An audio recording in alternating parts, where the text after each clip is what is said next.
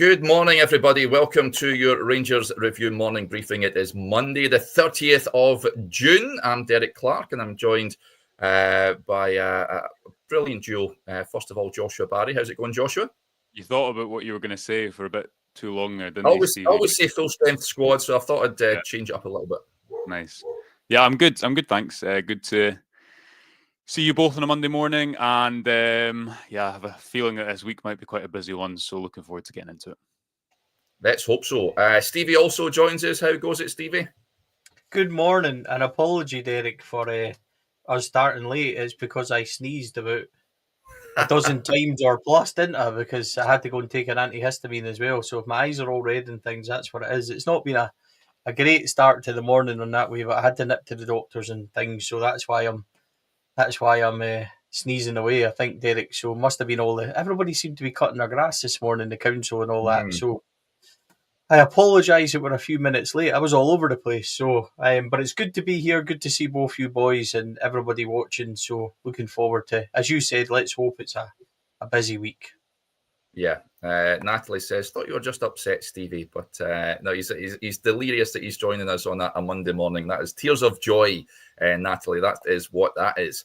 Apologies if there's a bit of noise coming my way at various points. That I'm not in my humble abode. I'm up north, just outside Kinloss of all places, at my brother's house.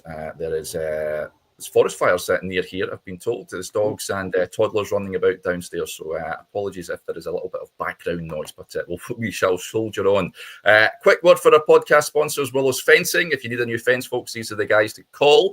They're the Glasgow-based fencing company you can trust. Proud partners of the Rangers Review with over 20 years of experience and unparalleled quality. Their qualified team is dedicated to keeping customers happy and providing exceptional work, aiming to deliver nothing but perfection in every job. They offer free consultations, and you get 10% off if you use the code Rangers Review on their website, which is willows-fencing.com. Right, we'll start. Everyone's eager for transfer news. Joshua, Max Aarons and Lyle Cameron are in the door, of course, and numerous other players have been linked with the moves, both in and out of the club. You had a transfer piece on the website over the course of the weekend. Can you update those that may have not read that article over Saturday and Sunday? Yeah, well, obviously the big story the last few days has been Hamza Gaman, which is still trudging along in the background. I believe the expectation is that he'll still go to Lille, although naturally that news broke on Thursday of last week. So when we get a few days into these things, it feels like they are dragging on because of how quickly transfers can move sometimes. Connor Cody is one that we expect will happen quite soon. That's obviously been in the pipeline for a little while. But the article basically sought to tell a little bit of the story behind how Rangers found Digaman, Derek, the backdrop of last season's change in recruitment, and then also looking at what Rangers are going to do this season in the summer window. Clarified my initial tweet because I read as if they were only going to recruit from England. Don't believe that to be the case. That would be a surprise. But we do think you'll see, and you've seen this so far, right, with Aarons and Cody off the bat. What I think you will see is a reflection of the fact that staffing has changed, management has changed, and also there's not much time for Rangers to act. So whereas last summer it was perhaps more about let's get these guys in for a long-term project and develop them, I think this summer you're going to see a little bit more of while the long-term plan is established, because it's been I know we've reset and rebuild has been a word that's been used way too much around Ibrox in recent years, but this is the actual time it's happened, new ownership and new people at the top of the club. So the pieces people can read on the website goes into a little bit more detail as to why that might happen. Kwame Poku, who obviously moved to QPR last week, was another name that Rangers were seriously interested in, and they have to do a lot of work quite quickly in difficult circumstances. Russell Martin also is probably a bigger player in the identification of players than maybe Philippe Clement was around this time last year too. So will we see more moves to, I don't know, the Moroccan market or the Brazilian market, Cypriot market, whatever you want to call it, with wherever Jeffrey was when they picked Rangers up? I think maybe in time, but compared to last summer, I don't think it'll be quite as much of a continuation of that. And Rangers are going to have to get the balance between short term and long term, because not least the Panathinaikos games, But also the fact that there's a lot of work to do on this squad. And even if we get past Champions League qualifiers, the league games aren't far behind that either. Azura Wolf, Stevie says, getting a bit twitchy bum time, lads. You've said before, Stevie, you're pretty relaxed with the transfer situation. You were on with Chris over the weekend. Great show, folks, if you've not caught it. The latest episode of The Talking Point on Saturday. Remain the case for you, Stevie? Do you think players will come in that Rangers require before this huge game and what is edging ever closer against Panathinaikos? Yeah, I'm not concerned. As silly as it sounds, I'm not. Willing to remain patient on that, quite comfortable with what we're going to do. So I understand that people want things done yesterday, but I'm happy to wait at this moment. A good time, Derek, to a small hat tip in your direction, because it is indeed Max Aarons. We asked for that to be clarified. We asked the football club to ask Max himself, and then there was a clip of Bournemouth, wasn't there, of him pronouncing his name, and it is indeed Max Aarons.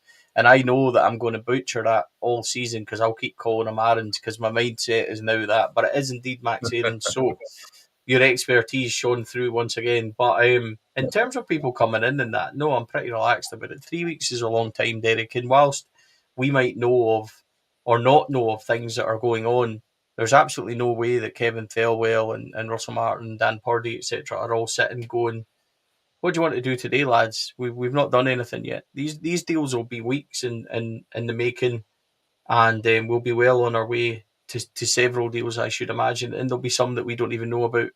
So I'm quite comfortable in where we are and the kind of progress steps we're making. So would I like a couple to arrive this week? Yes, absolutely. But I think that's natural with all of us. But in terms of Panathinaikos being 3 weeks away, I think we'll be ready for that. Yeah, let's hope so, because it's going to be a tough time. I know Panathinaikos have been very active in the market so far. They've brought in a number of players already. At that point you mentioned there, Joshua, about I know it created a bit of heat on social media about you had to obviously clarify about it and just not predominantly looking down south. But of course, it's going to change from players that Niels Coppin had identified to the new regime, if you like. Is that a slight concern for you, though? I mean, that we might not see another Hamza Egeman, perhaps. Is that maybe too much to ask? I know that, remember when Philip Clement said, I can't remember when he did say it, but was it when he sat down with Dundee United? It was Dundee United away. It was after his first. Remember, he'd not really been seen. He'd come on at Parkhead, I think, and then came on at Dundee United away and started to chest the ball down and turn on it and just put in a really impressive 30-minute cameo, and everyone was kind of inquisitive as to where this guy had come from. But to answer, I somewhat agree with Stevie in that, and Andrew Kavanagh said this in one of his press meetings last week, where he said the financial position of the club now means we can afford to be a bit more patient. And that's true. And the money that Rangers will reinvest from any sale, which we expect to be Egeman this summer, will give them a bit more headroom in terms of the financial regulations that now surround football, but also will allow them a little bit more money to spend.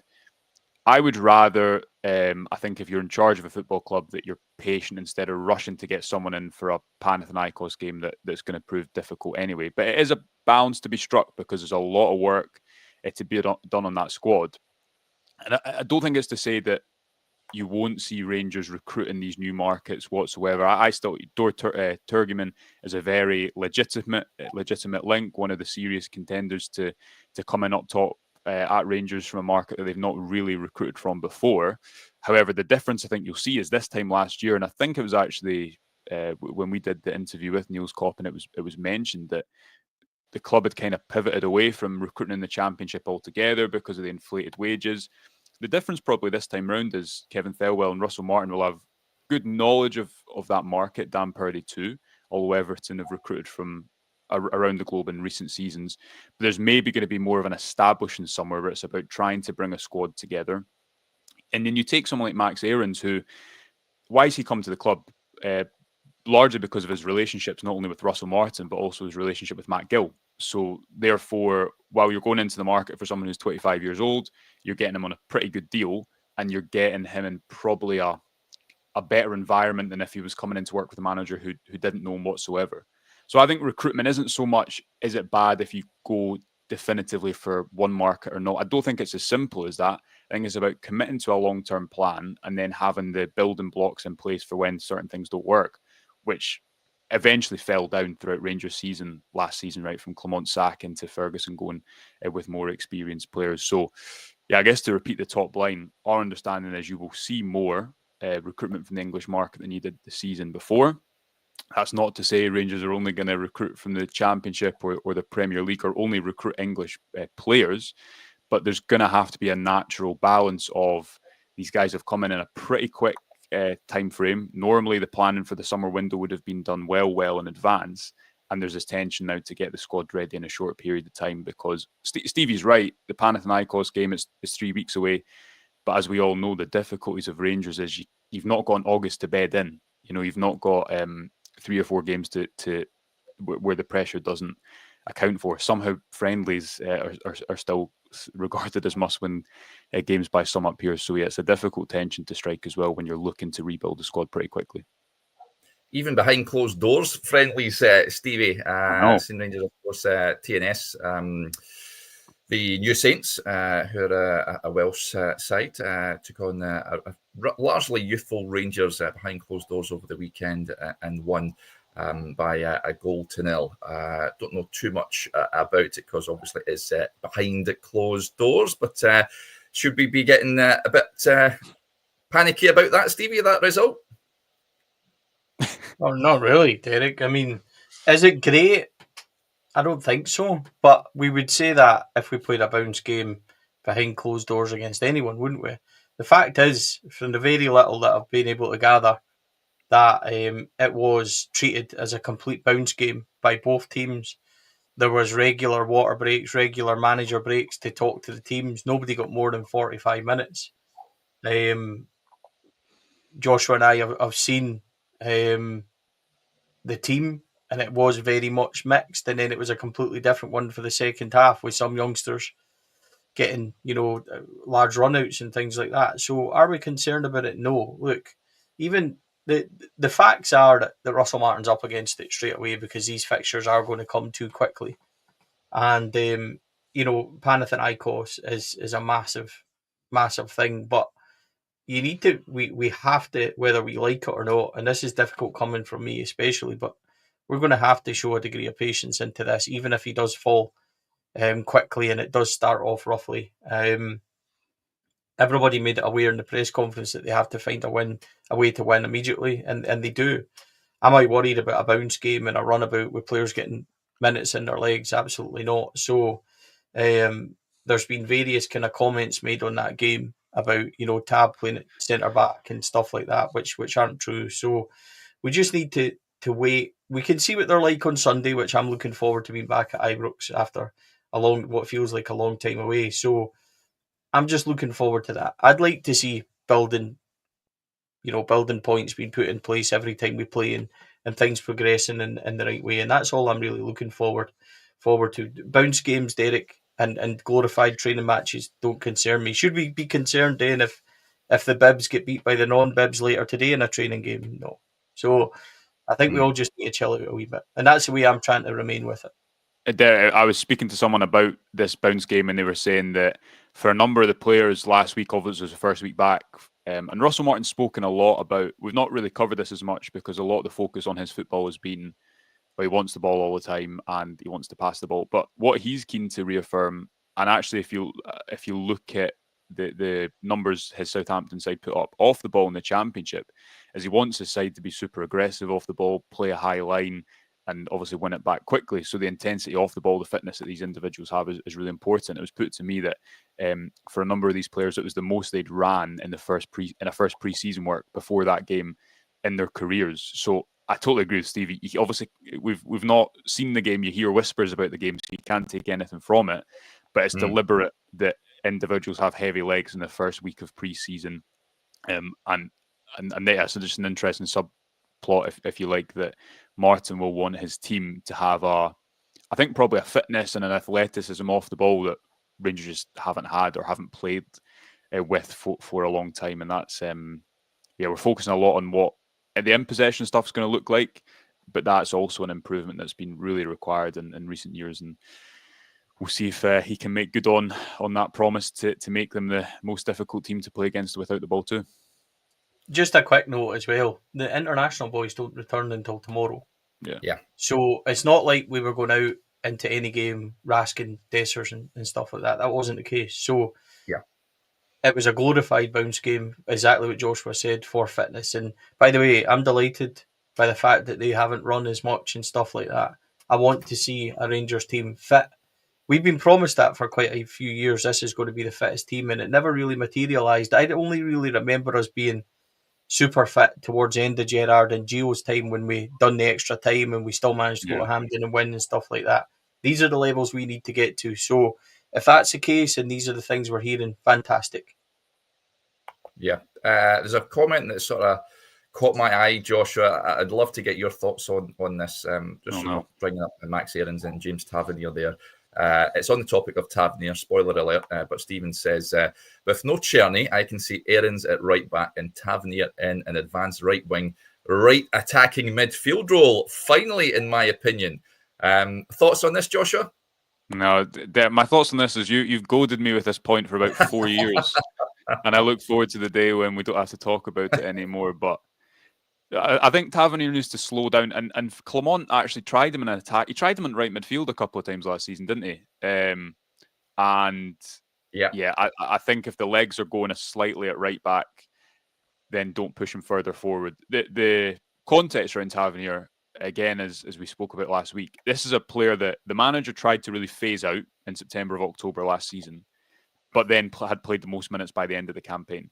So regardless of your opinion on him, Rangers have relied on him so heavily in a number of ways. I think the best way to use him this season is how many games are Rangers going to play? 55, 60 games, 50, around that benchmark. It should be normal for teams now to have roughly 2 players capable of playing in positions.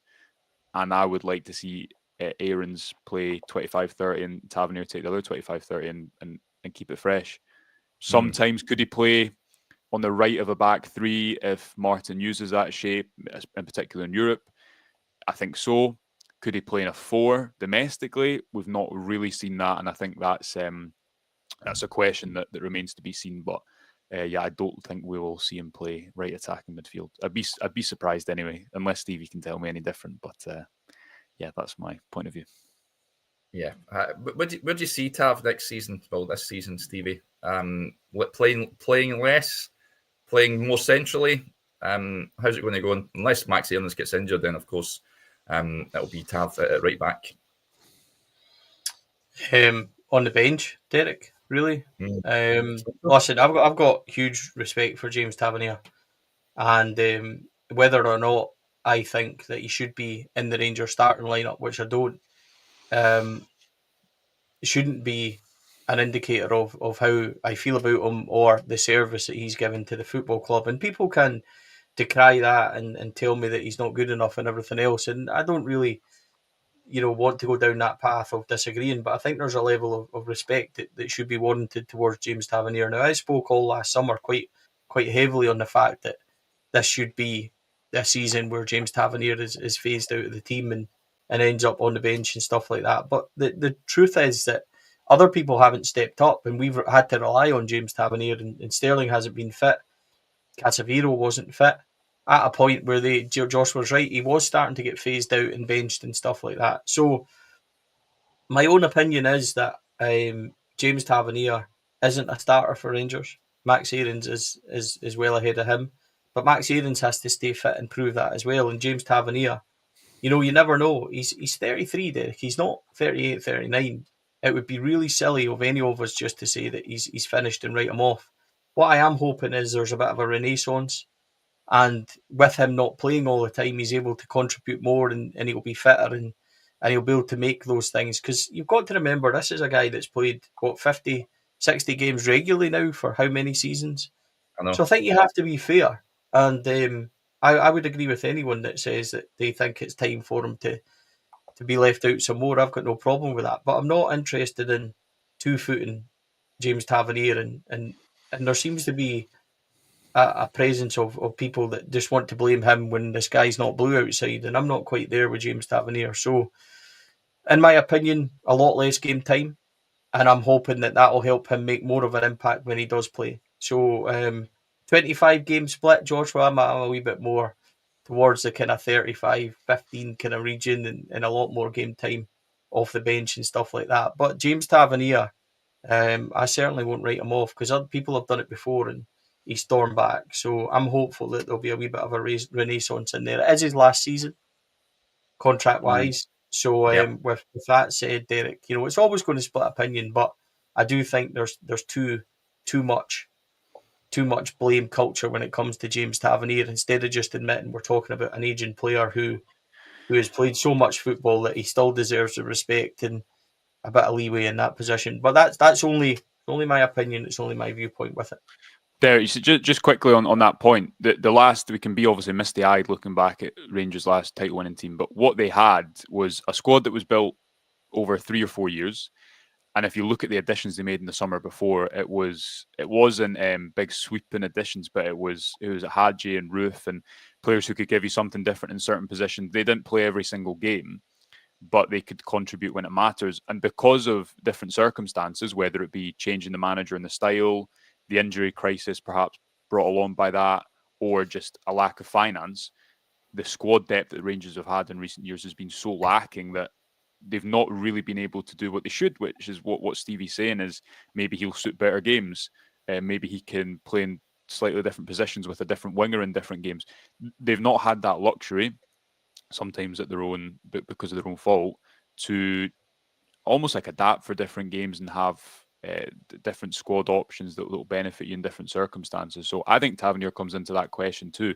If he only were to start 20 games next season, surely his level would go up compared to the 50, 60 that he's had to play before, because that fact to me stood out so much. Here's a player that Rangers are trying to phase out, and yet by the end of the season they've relied on him so heavily again. That's I don't think that's helped club or player in the last couple of seasons. And if you bring Aarons in there, maybe that if Tavernier plays a little bit less, when he does play, you'll start to see better performances and maybe at the tail end of last season.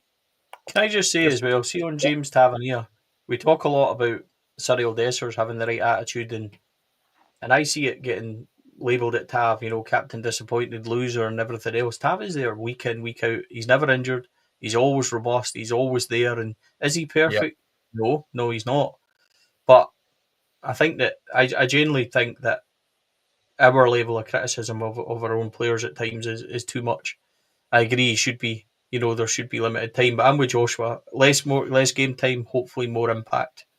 And that's, if we're all assuming that he's staying at the football club. So that's where I am with it. Yeah, I think it's quite telling that Rangers have had numerous managers since Tavernier's been at the club, and they've all sort of felt the same with regards to him. It's okay, fans having opinion, I guess. Fans aren't manager of Rangers Football Club, and as much as I think many would like to see him demoted and a new right back in place there, it's a manager that makes these calls, and he won't. Any manager won't bow down to fan opinion on a player, I would imagine. Just staying on the topic of Tav, OS19 says there's still a testimonial for Tav. There's been radio silence on that, Joshua, hasn't there? Would not surprise me if, given that, as Stevie said, there he's going into the final year of his deal, if it's like a sort of Alan McGregor-esque testimonial at the end of his time at Rangers, when hopefully you'd imagine Rangers will have more silverware in that trophy room, and the feeling is much more positive than what it perhaps would be this summer. Can you see one now? You'd imagine it would have been in the public domain months ago now if it was going to take place this summer. There's obviously been more pressing issues, and this is ultimately it's probably a decision that would fall at Patrick Stewart's, fall on his desk. And there's been murmurs up until, not heard them in a month or so, about a potential testimonial against Leeds because of the fact that he's a Leeds fan, isn't he, Stevie? Correct me if I'm wrong. And yes. Connections between the clubs just now, maybe next summer. But I don't think he'll sit around this season and think it's his last season. If you look at his career at Rangers today, I think he will look at it and see 33 years old. If he can be phased out a little bit, and although he probably wouldn't want that, keep himself a little bit fresher, I think he'll be looking at trying to stay longer. So perhaps that fits into a testimonial next A new summer. deal, Joshua? Well, he's obviously not going to be sitting around. He wanted to stay last summer. He's not going to be sitting around this summer thinking this is my last season and I'm just going to ride off into the sunset. I think he will look at the potential of this new project and probably think, again, we spoke about it for 10 minutes. You could speak about it for 20 minutes. That's 2 hours. I know. Is he someone who has been a great servant that's been brought down by the collective? Is he the complete opposite and he shouldn't have been here long enough? Or is it probably somewhere in the middle where he's made mistakes, but I agree with Stevie, his availability and really poor teams. And he's also been a victim of circumstance sometimes. So, again, another interesting point in the context of this season, but I've not heard anything more in a testimonial this summer. You would understand that there is, of all summers, for there to be too much going on almost. That is one. I don't know what Stevie thinks in terms of how that would play this summer, whether it would be better holding it until next summer, regardless of whether he's staying or going. But yeah, murmurs of Leeds was all I'd heard up until a couple of months ago, but nothing fresh on that. Yeah, I mean, sorry, on that very quickly, Derek. Yeah. I would love, if he was going to have one, I would love for him to have one next summer, be able to lift up a shiny thing or two, wave goodbye to the crowd, and go off, and we all have that kind of clean break that I think is needed for all parties. But after length of service and, goals and everything else, and by the way, for all the criticism, he was major in 55, he was major in going to a European final. So is it enough? No, probably isn't. But James Tavernier has played his part at times at this football club, so it'd be nice to see him have that moment, and go off into the sunset. But I would not be renewing a contract. I would not be looking to keep him further than this year. No. And I say that with all the respect that I've talked about in the last couple of minutes, but that's only my opinion on it. I think this is the last one, ride off into the sunset, handshake, lifting a couple of things, with all our gratitude and thanks, and Rangers Football Club move on, which is needed. Yeah.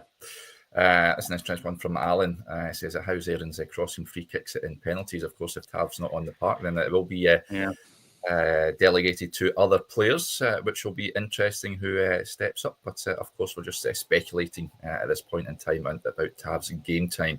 It will be interesting to see how Russell Martin shapes the team up on Sunday. I'm very much looking forward to that first pre-season fixture. Other bit of news over the weekend, Joshua, not necessarily for the first team, but a player with one eye on the future, I'd imagine. Rangers looking to complete a deal to sign at the Brighton youngster. I love this bit. This is a class name, Zebedee Lawson. He's a right-sided attacker, expected to link up with the youth academy, Auchenhowie, 16 years of age. He will join the under-19s, of course. That being said, as one comes in, Oliver Goodbrand and Alfie Hutchinson, two Rangers youngsters, set to complete moves to Newcastle, both 16 as well. The Rangers will receive a compensation fee for the pair of them.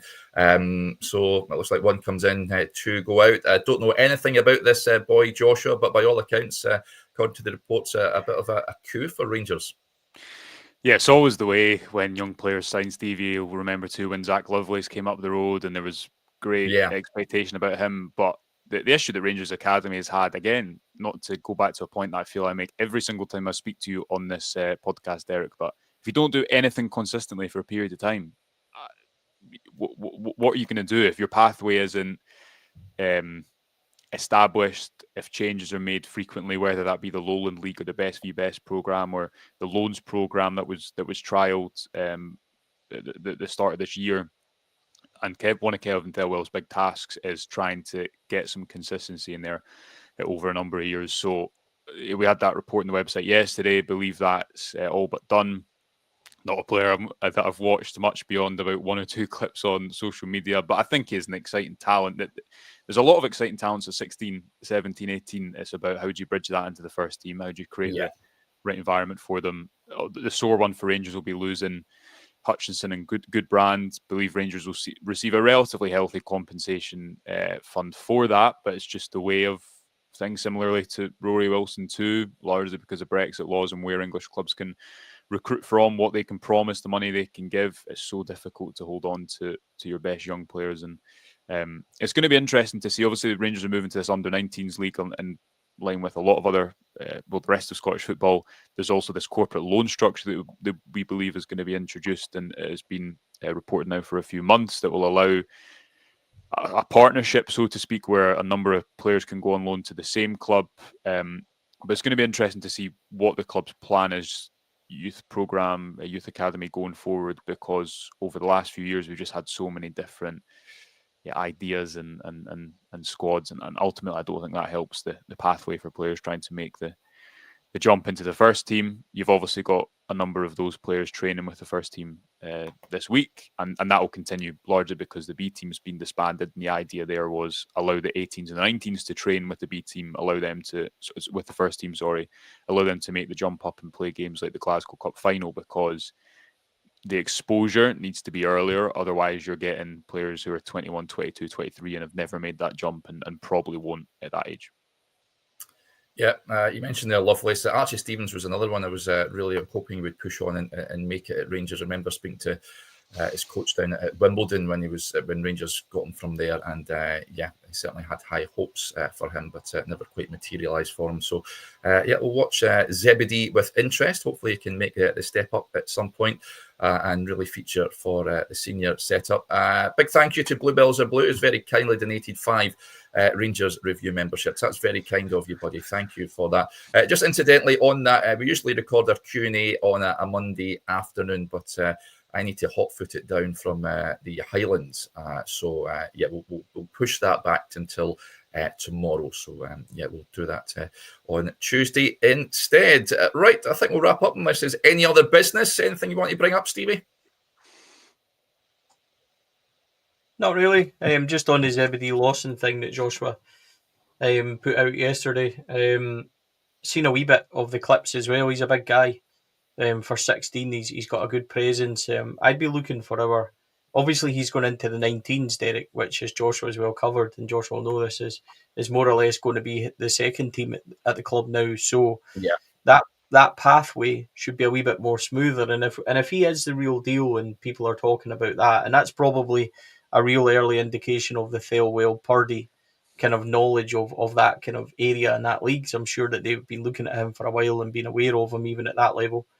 Then I'd be looking for this kid, even at 16, to be on the periphery of the team by the season's end if we're really serious about how good he is. And that's the kind of levels we should be hitting. We can't have players hanging about for 3 years before we see them for 10 minutes in a Moses Ashikodi kind of fashion. So these are the kind of players in the pathway that we now need to produce, which is different.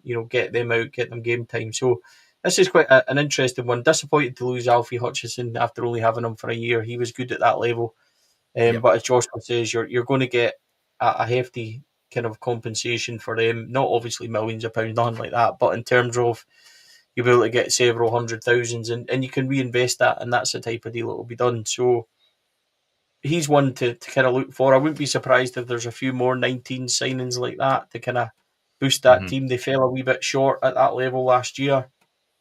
Under 18s were, I think, third in their league after leading it for a while. So a wee bit of strengthening there to help out Stevie Smith and the coaches there will be good. So no, nothing really to add otherwise, and hopeful and confident that we'll have a busy week ahead and things will start to happen. So ins and outs, Derek. That's the plan, and then everybody can relax a wee bit. Yeah. Peggy says, where are you at the Highlands, Derek? I'm in Kinloss, Peggy, and Dave says, I was stationed RAF Kinloss back in the 90s, Derek, a lovely part of the world. I'm basically just a stone's throw away from there, Dave. I actually went to a brilliant museum. If you're ever up here, folks, it's called Moravia. It's like a aircraft, Army, Royal Navy sort of stuff. And they've got loads of aircraft, jets, jet fighters, and all sorts that you can go into the cockpit and stuff. It's a wonderful day out. I would heartily recommend. I think it's only open on weekends, though. But if you're ever up here, then I would urge you to pay it a visit. Anyway, right, that will do us there. Big thank you to Stevie and to Joshua, as ever. Big thank you to you all for tuning in to the show. It's very much appreciated. And we will be back again tomorrow morning, 9:30, unless there's any breaking news to emerge from Ibrox. Keep your eyes peeled on the social media accounts, on the YouTube channel, and on the website as well. We'll keep you up to date with everything coming out of Ibrox. So, enjoy your Monday, and we'll chat again soon. Bye for now.